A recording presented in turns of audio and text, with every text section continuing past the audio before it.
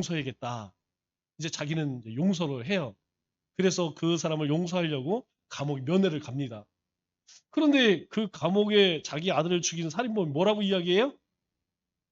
그 사람이 감옥에 있으면서 그 사람도 예수님을 만나.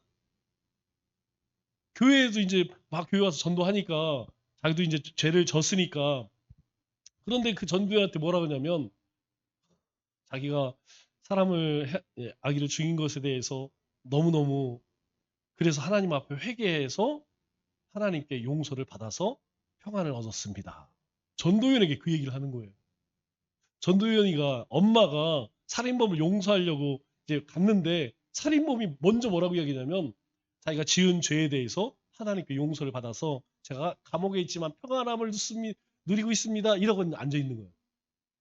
거기서 전도연이가 그냥 확 돕니다. 유명한 말이지. 내가 용서 안 했는데 누가 용서해? 막 얘가 거기서 완전히 도는 거예요. 그렇게 막 신실하게 하나님에 매달려서 이 내 아들 죽인 살인범을 내가 용서하겠다. 그렇게 해서 거기까지 왔는데 아니 자기는 용서를 받았대. 그러니까 이 선도연이가 그때부터 막 교회에서 우리가 흔히 이야기하는 사탄짓 하는 거예요. 온갖 악한 일들 막 교인들, 장로님들, 중직자들 막 꾀해서 막 음행하고 막 교회를 막 엉망진창으로 만들어요. 정말 제가 그 영화를 보고 엄청나게 충격을 받았어요. 왜 그러냐면 우리가 그렇거든. 우리가 맨날 주님 앞에 회개했다고 나는 자유함을 얻었어. 그런데 나 때문에 고통당한 사람들에 대해서는 안 해본 것 같아. 우리가 요 회개에 대해서 생각할 때에 항상 어디까지 가야 되느냐? 회개로 끝나면 안 돼요. 아니 내가 잘못했나? 이거는 신앙이 없는 사람들도 그거는 알아. 진짜 회개는 뭐냐? 우리가 그렇게 말씀에 우리가 동조를 해서 이것이 그런 것이구나 라면 그 다음까지 나가야 돼요. 하던 것을 멈추고 그리고 그것 때문에 피해를 입은 것들이 있으면 그게 부끄러운 게 아닙니다. 그리스도인들은 내가 실수했습니다. 내가 잘못했습니다. 미안합니다. 이거를 부끄럽게 여기면 안 돼요. 잘못했으면 미안합니다. 어제 옥남권사님 80kg 했다고 미안합니다. 우리 권사님 어제 밥을 먹다가 어떻게 몸무게 얘기가 나왔어요. 그래서 이제 저는 의미가 없이 그냥 뭐 여자분들도 70kg, 80kg 나가죠? 그런데 내가 가만히 나중에 생각해 보니까 본인에게 80kg가 그래서 그래서 난 처음에 왜 그렇지? 세 보니까 80kg 안 돼가 한 78kg 정도 되는 것 같아요. 아, 그때는 몰랐는데 지나가고 나니까 왜 여자들에게 몸무게를 물어보면 안 되는구나 이제 알아요. 왜냐하면 10살이든 20살이든 50살이든 60살이든 여자는 여자예요. 그죠? 뭐 나이가 상관없이 여인은 항상 이쁘고 싶고 그렇구나. 그냥 우리 같은 형제로만 생각했지. 그리 생각 안 해. 그래서 내가 생각해 보니까 그래서 조금 그럴 수 있겠구나. 그런 생각이 들더라고요. 선생님 미안합니다. 네. 78, 77kg, 77인데 80이라고 해갖고, 네. 그렇게 늘렸어. 자, 우리가 일상생활에서도 그렇게 하나님의 뜻에 동조하면 쉽습니다. 그런데 거기에서 뭐가 나와요? 우리 자존심이 나오잖아. 이 자존심이 이렇게 나오면 그때부터 어떻게 되냐면 감정이 되는 거예요. 감정이 아니 나를 알기를 막 이거 너무 나를 우습게 하네 막 이렇게 돼버리는 거예요. 그러면 이제 문제가 어떻게 돼요? 팩트에서 이제 감정 싸움이 돼버리는 거예요. 이러면 이제 이게 풀어지기 어려워요. 그리스도인들은 요걸 조심해야 됩니다. 왜냐하면 자 요한일서의 말씀을 보면 이런 말씀을 해요. 자, 8절 말씀을 보면 우리가 죄 없다고 말하면 우리는 자기를 속이는 것이요. 자기를 속인다. 이렇게 이야기해요. 진리가 우리 속에 없는 것이다. 자기를 속이는 것. 우리가 요 자기를 속인다는 것을 자기 기만이라고 그러죠. 자기가 자기 자신을 속이는 거예요. 사실이 아닌 것을 사실처럼 자기가 믿어. 여러분 그런 사람들 많습니다. 이 거짓말이라는 게 왜 사탄의 영이라고 이야기하냐면 거짓말을 계속 얘기하잖아요. 그럼 나중에는 자기가 그 거짓말이 참말로 믿어. 자기가. 그런 사람들 많아요. 제가 우리 사위가 올 때 듣기 싫은 말이 하나 있어요. 뭐냐면 이제 뭐 결혼한 지 얼마 안 됐으니까 뭐 여보 당신은 어렵겠지만 뭐라고 부르냐면 딸한테 항상 부를 때 공주야 이렇게 불러. 아니 체린이한테 공주야 공주 이렇게 불러. 듣기 싫어 죽겠어요. 아주. 왜 그러냐? 내가 봤을 때 내 딸이지만 공주 아니여. 뭔 공주요? 그냥 여자 사람이지. 그런데 자기 눈에는 아니 그래도 마음속에 그런 마음이 없으면 하겠냐고요. 공주라고 하겠냐고. 아무리 막 시킨다고 해도 야 막 밥에다가 독 탈 거야. 그런다고 해서 아내에게 공주에게 부르겠어요? 시킨다고 하겠어요? 그런데 자기는 그렇게 믿는 거야. 자기 눈에는 얘가 공주처럼 보이는 거예요. 근데 상당히 거슬려요. 뭐 본인들 명칭이니까 내가 관여는 안 하는데 우리 집에 오면 안 했으면 좋겠어. 공주야 공주야. 거슬려 죽겠어요. 여러분 아니지만 내가 그렇게 계속 믿으면요. 어느 순간부터 그게 참말로 믿어진다니까요. 이게 뭐냐면 자기 기만이라는 거야. 처음에는 이게 죄야. 그러다가 이제 타협하죠. 합리화를 해요. 그럴 수밖에 없었어. 어쩔 수밖에 없어. 지금 상황이 그런데. 그러다가 나중에는 그래도 괜찮아. 이제 하나님 말씀을 떠나서 내가 주장하는 것이 진리가 돼버린다는 거예요. 그래서 우리가 죄가 없다고 말하면 우리는 자기를 속이는 것이요. 있지만 어떻게 해요? 자기는 그게 죄가 아니야, 죄가 아니야. 자기 최면에 빠지는 거야. 자기 기만에 빠지는 거예요. 그래서 자기 스스로가 자기에게 속는 겁니다. 여러분 그런다고 죄가 없어지나요? 그런다고 자기가 아무리 뭐 이야기를 한다고 해도 여러분 소용이 없어요. 그거는. 왜? 기준이 하나님 말씀이기 때문이라는 것이죠. 우리가 이제 그런 사실 개인이나 뭐 가정사 이야기가 어렵잖아요. 우리 아이 문제 없어요. 우리 부부 문제 없어요. 여러분 자녀들과 문제 없을까요? 부부간에 문제 없을까요? 그런데 우리는 그렇게 믿고 싶은 거야. 자녀들에게. 문제 없었어요. 자녀들과 큰 문제 없어요. 우리 부부는 문제가 없어요. 여러분 그렇게 믿기 시작하면 이게 시간이 지나면서 어떻게 돼요? 골마. 그래서 이게 이제 시간이 지날수록 돌이킬 수 없는 강을 건너게 되는 거예요. 그걸 인정해야 된다니까요. 우리의 자녀들과 이런 소통이 안 되면 어떤 문제가 있구나. 안 해요. 뭐 어떤 문제가 있다. 부부간에 문제가 그렇게 인식을 해야 되는데 여자분들보다 남자들이 훨씬 좀 둔감하죠. 분명히 있는데도 그냥 없기를 바라는 거야. 없어. 있어. 없는 게 아니에요. 있어요.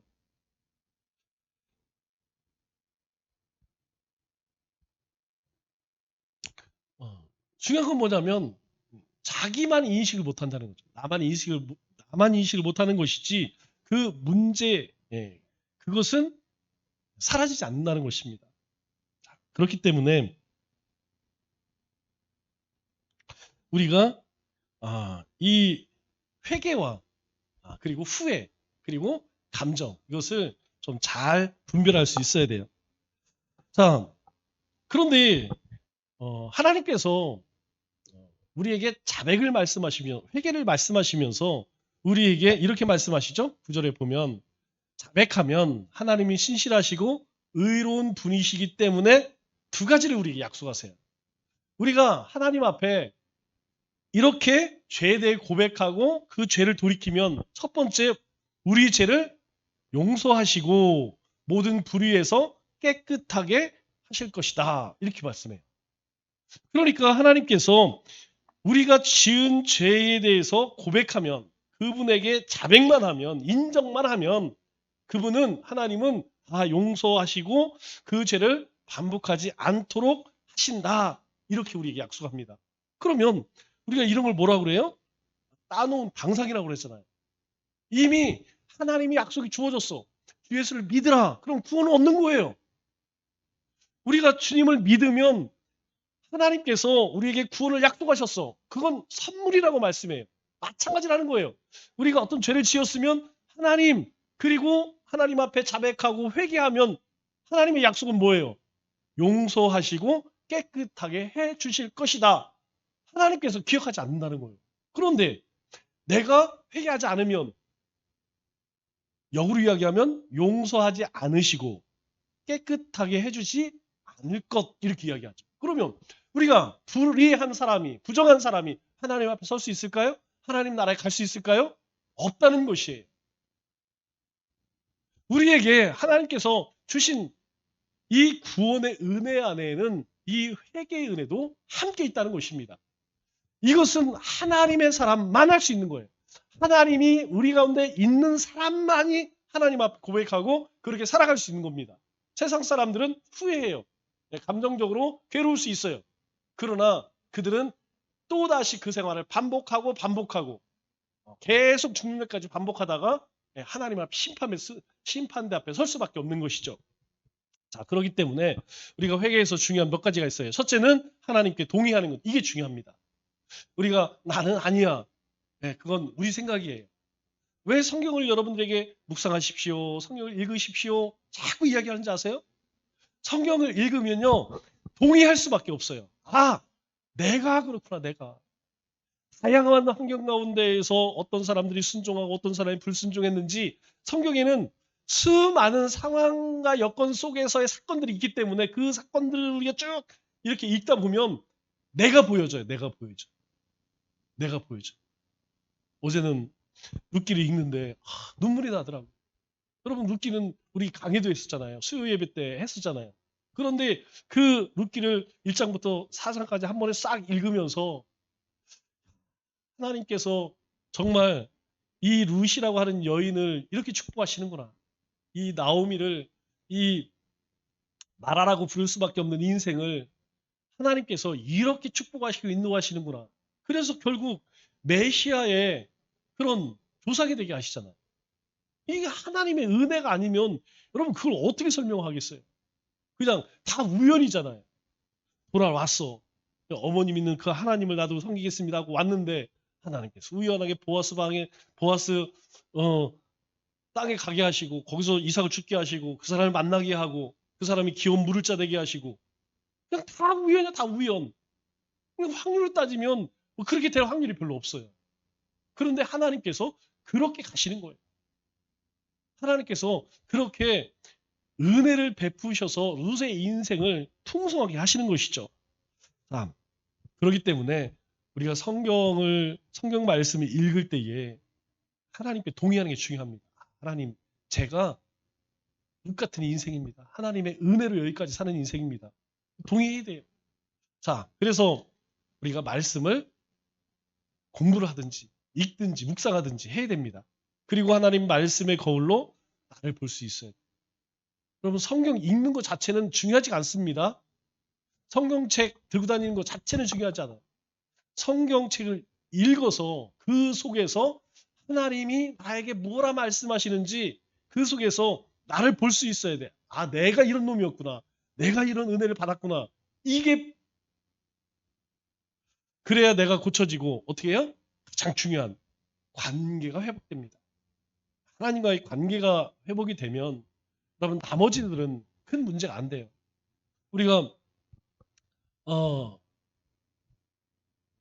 지난주 새벽 때 주님께서 뭐라고 이야기해요? 어떤 게 큰 계명입니까? 몰라서 물어요?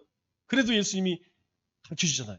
이게 첫째 되는 계명이고 이게 둘째 되는 계명, 이게 선지자와 모든 율법의 강령이니라. 예수님이 말씀해 주시는 이유가 뭐냐면 예수님은 그런 자기를 죽이려고 하는 사람들과도 관계 회복을 원하시는 거예요. 그들이 하나님의 관계가 안 되니까 어떻게 해요? 그냥 어떻게 해서든지 자기 이익을 위해서 사람을 해하는 일을 그냥 아무렇지도 않게 생각하잖아요. 여러분 우리가 하나님과의 관계가 회복되어지면 사람과의 관계가 여러분 저절로 회복됩니다. 왜 그러느냐? 아니 내 안에 은혜가 있어봐. 은혜가 있으면 그죠? 네. 은혜가 있으면 내가 집에서 잘하고 싶은 거고 나가서 잘하고 싶은 거고 열심히 하고 싶은 거고. 그런데 내 안에 막 심령이 말라 비틀어지게 되면 그냥 민감해지는 거예요. 모든 것이 막 짜증이 나는 거예요. 그렇기 때문에 우리 회개에서 중요한 동의하고 그리고 자기 자신을 보고 하나님 관계가 회복되어지는 것. 자, 그래서 우리 히브리서 8장 12절 말씀을 보면 이렇게 말씀합니다. 그런데 하나님께서는 자기 백성을 나무에 심으시면서 이렇게 말씀하셨습니다. 주님께서 말씀하신다. 부활한 날이 이를 것이다. 그때 내가 이스라엘 집과 유다 집과 더불어 새 언약을 맺을 것이다. 내가 그의 불의함 긍휼을 여기겠고 더 이상 그의 죄를 기억하지 않겠다. 하나님께서 우리의 연약함을 아시기 때문에 하나님께서는 하나님의 백성들에게 삶의 기준을 명확하게 주셨어요. 그게 뭐냐? 계명입니다. 십계명은 죽은 것이 아니에요. 십계명을 예수님이 완성하셨다 이렇게 말씀하죠.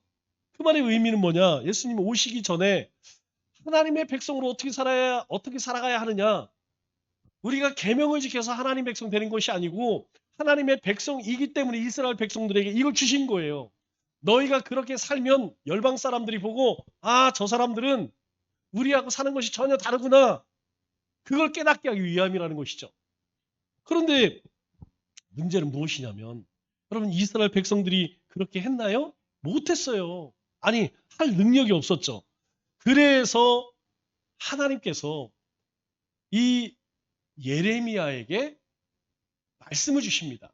그게 무엇이냐면 너희가 옛 약속으로 너희가 하나님의 백성으로 사는 것을 너희 스스로 실패했고 불가능하게 되었기 때문에 내가 새 언약을 너희에게 주겠다. 새 언약. 그래서 히브리서에 나오는 이 말씀은 어떤 말씀을 인용한 거예요? 바로 예레미야 31장 31절로 33절 말씀을 그대로 인용한 말씀입니다.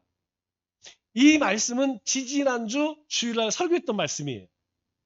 그런데 우리는 그걸 기억을 못해. 자, 그러면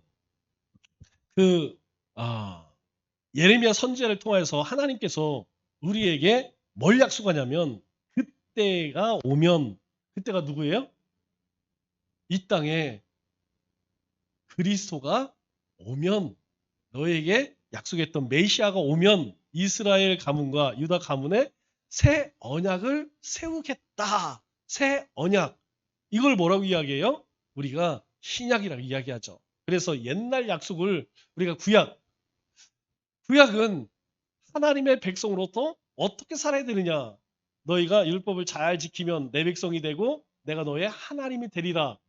이게 계약입니다. 그때는 분명한 조건이 있었어요. 그리고 그걸 지키지 않으면 그거는 그 계약은 파기야. 둘 중에 하나 죽는 거야. 그런데 누가 어겼어요? 이스라엘이 어겼잖아요. 그래서 이스라엘이 지금 맨날 그냥 중동에서 얘랑 싸우고 저랑 싸우고 왜 그러겠어요? 왜 그렇겠습니까? 결국은 그거예요. 하나님의 말씀을 버리고 하나님의 말씀을 쫓지 않으니까 하나님의 말씀대로 이스라엘 백성들이 저 모양으로. 여러분 사실 팔레스타인 입장에서도 할 말이 있죠. 아니 2000년 동안 아무 얘기도 없다가 2000년 동안 거기에서 말이 2000년이죠. 2000년. 그럼 예수님 이스라엘 망하고 나서 로마에 망하고 나서 그 자리에 누가 살았습니까? 팔레스타인 주민들이 거기서 2000년을 살았어요. 2000년을. 그런데 1948년에 야 이거 우리 땅이야. 그리고 막 탱크 몰고 와서 다 나가. 그리고 지금 막 거기다 장벽 쌓고 그러니 원래 여러분 그 헤즈볼라 얘들은 순위파예요? 이란은 시아파입니다. 서로 왼수예요. 왜 원수냐면 같은 이슬람이지만 시아파 이란은 거기는 혈통으로 따져요. 혈통으로. 그러니까 자기들 메시아 알리가 아니라 누구죠? 마흐메트 자기 후손 거기는 그 사람만 종교 지도자가 될 수 있어요. 그 혈통을 따지는 게 시아파입니다. 그럼 무섭죠. 여기는 혈통이기 때문에 안 돼요. 바뀔 수가 없어요. 그런데 순위파는 달라요. 뛰어난 사람 누구든지 수장이 될 수 있는 거야. 그런데 헤즈볼러나 어디에 시리아에 있는 거 뭐예요? 애들은 순위파예요. 시아파 아닙니다. 그러니까 같은 이슬람이라도 서로 완전 달라요.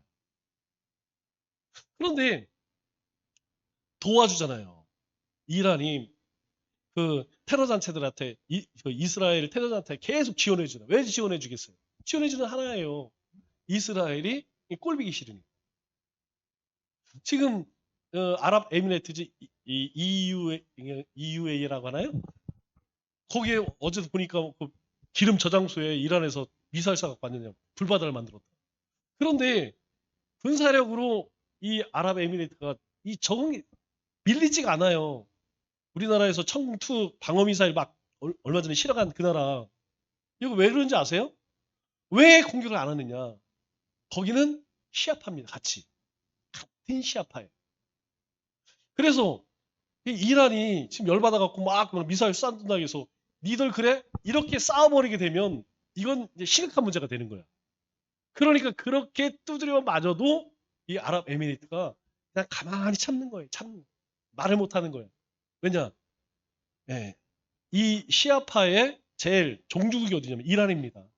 이란이 시아파의 왕이야. 그럼 이란이 페르시아 제국이에요? 그러니까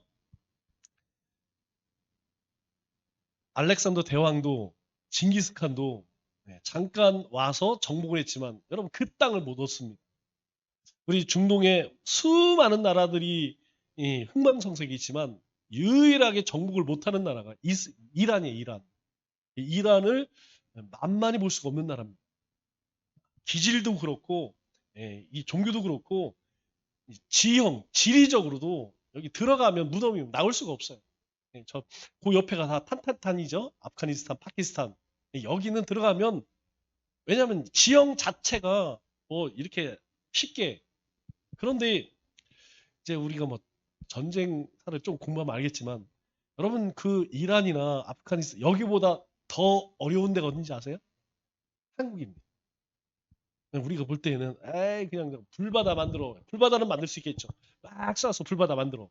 그런데 지상군이 들어오는 순간부터 뭐가 열려요? 헬게이트가 열려요. 왜 그럴까요?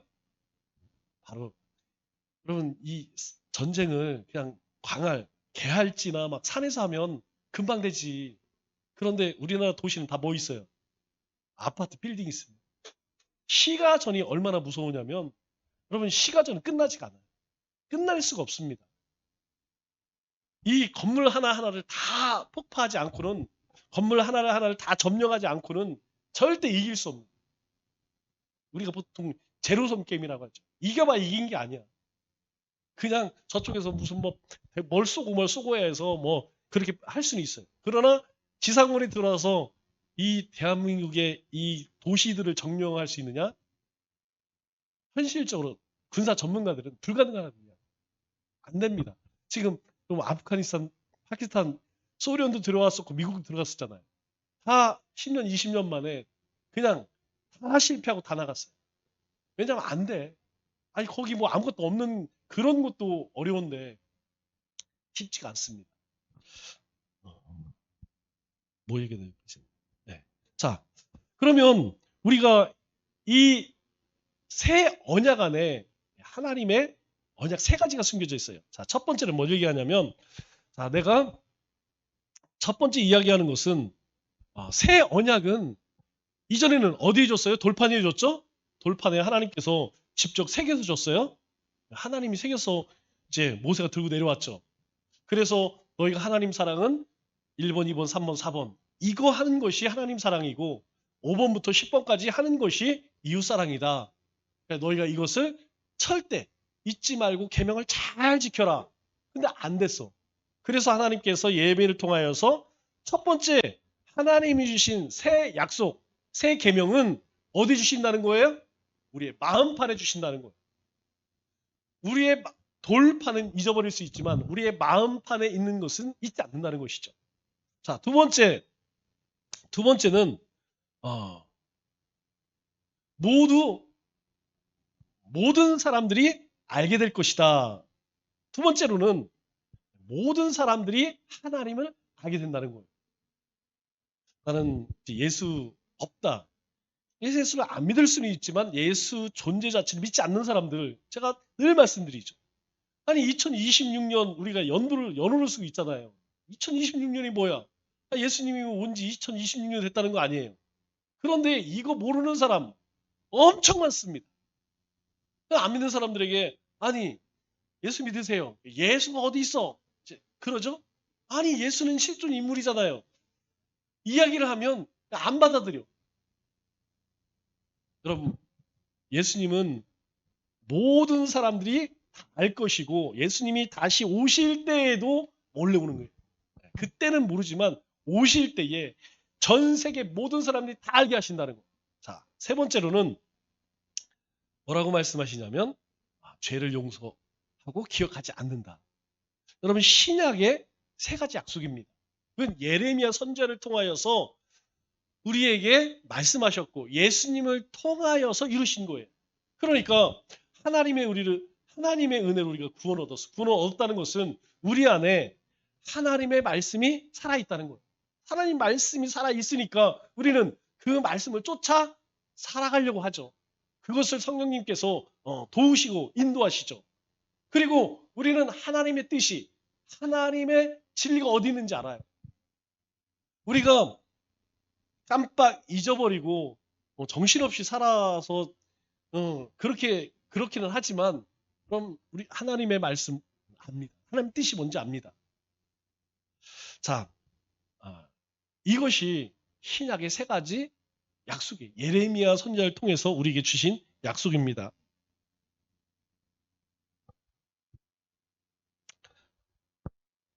자, 그렇기 때문에 우리가 이 언약 안에 이 약속 안에 산다면 굳이 우리가 지은 죄에 대해서 숨기고 살 필요가 없다는 거.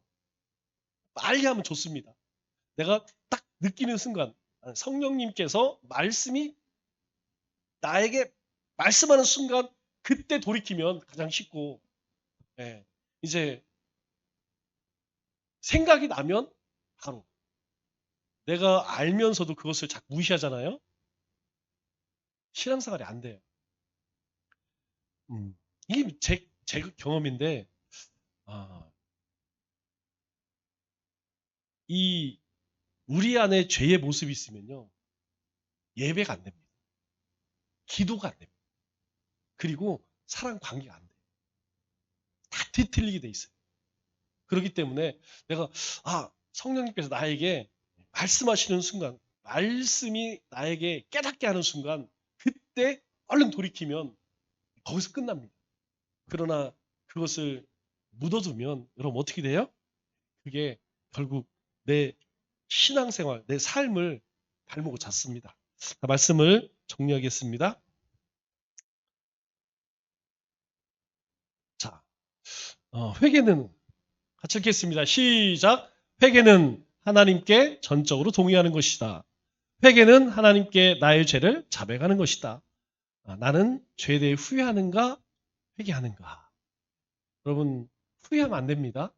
후회는 다 할 수 있어요. 그런데 우리는 더 나아가서 우리가 전 인격적으로 그렇게 회개할 수 있어야 됩니다. 자, 우리 찬양하고 함께 기도하겠습니다. 우리